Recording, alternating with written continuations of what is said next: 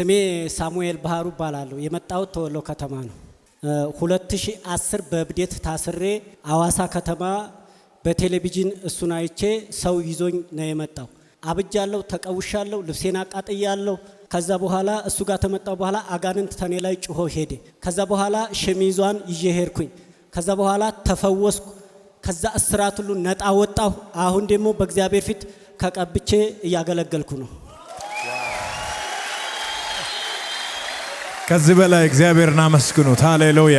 እንደገና የትንሽ አንድ ደቂቃ መሰክረው ጉዳይ 2009 ጠንቋይ ትሞታለህ ብሎኝ ነበር። 12 አይነት መድኃኒት ወስጄ ነበር። ከዛ በኋላ ቆይ ስንት ዓመተ ምህረት? 2010 ጠንቋይ ትሞታለህ ያለ 2009 ነው። ጠንቋይ ቤት ሄደ ነበር። እናቴ ይዛኝ ሄዳ ማለት ነው። ምን አለ? ትዲናለህ ና እንሄድ ብላ ይዛኝ 12 አይነት መድኃኒት ተቆጠረልኝ። በላው፣ አልዲን አልኩኝ። ጨመረ፣ እብደቱ ጨመረ። ከዛ አንተ ጋር ትመጣ 2010 ተፈወስኩ። ልክ ተበር እንደወጣ ማገልገል ጀመርኩኝ።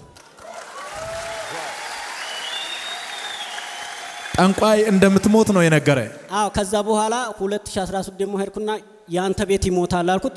ልጆች ሁሉ በጠቅላላ አለቁ። በሰዓቱ ያንተ በሽታ ምን ነበረ? የኔ በሽታ እብደት በሽታ ነው። አስደግሞ አብጅ የለውም። ልብሴን አቃጥል ያለው ምንም የለ።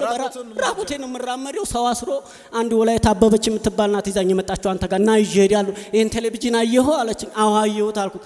እንዲህ በጣም ታነሳ ነበርና እሺ ሄዳለሁ አልኩት። ከዛ ይዛኝ መጣች።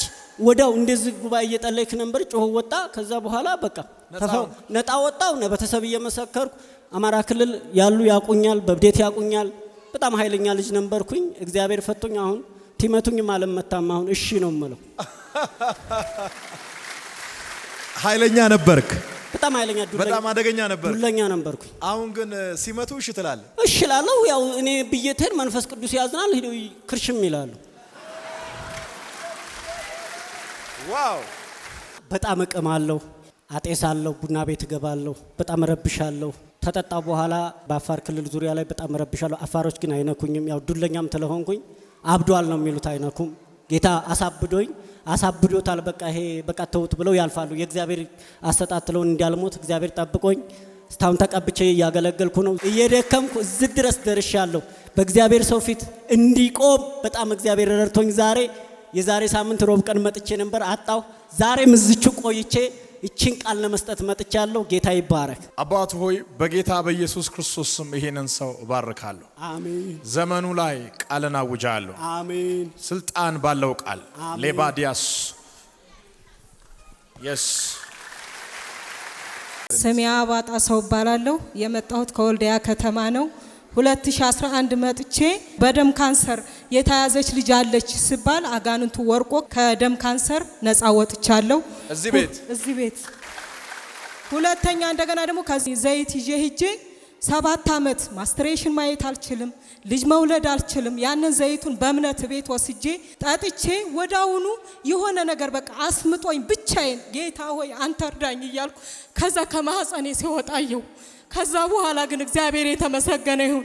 ክብሩን እሱ ይውሰድልኝ። እግዚአብሔርና ክብሩት እስኪ ጌታ ኢየሱስ ድንቅ ነው። ሃሌሉያ። አባ ያመሰግናለሁ። አሜን። ኢየሱስ ያመሰግናለሁ። ስምህ ይባረክ፣ ስምህ ይባረክ። አባ ለዚህ አበቃኸኝ አንተ ነህ። ኢየሱስ ያመሰግናለሁ። አባ መጀመሪያ የተባልሽው የደም ካንሰር? አዎ በደም ካንሰር ሐኪሞች ነው ያሉሽ? አዎ። እና እዚህ ሲጸለይልኝ እዛ አጋንንቱ ጮሆ ወጣ። ከዛ በኋላ ነፃ ሆንኩኝ ከደም ካንሰር እግዚአብሔር ይመስገን። እሺ። ሁለተኛ እንደገና ዘይቱን ይዤ ሂጄ እዛ ብቻዬን ሁኜ ከዛ ያንን ዘይት ወሰርኩና ጌታ ሆይ እኔ ሕክምናም አልሄድም የ7 ዓመት ቋጠሮ ይፈታ ብዬ ያንን ዘይት ወስጄ ከዛ በኋላ የሆነ ምጥ ነገር አስማጠኝ። ከዛ ብቻዬን ሽንት ቤት ገብቼ አምጬ የሆነ ነገር ሲወጣ አየሁኝ። አሁን አንቺ እየተናገርሽ የሆነ ጨለማ ሲሄዳ ያለ። አሜን። ይሄር በኢየሱስ ስም ዛሬ የሚነቀል ሌላ ከርስ አለ። አሜን። ይነቀል። አሜን። ነይ ወደኔ ባዲያ ኮቮሎስ ኮማንታራባሽ ዜባዶስ ካፓራማን አሁን ከዘመኗ ላይ ወጥቴ እንድትሄድ አዛሃለሁ።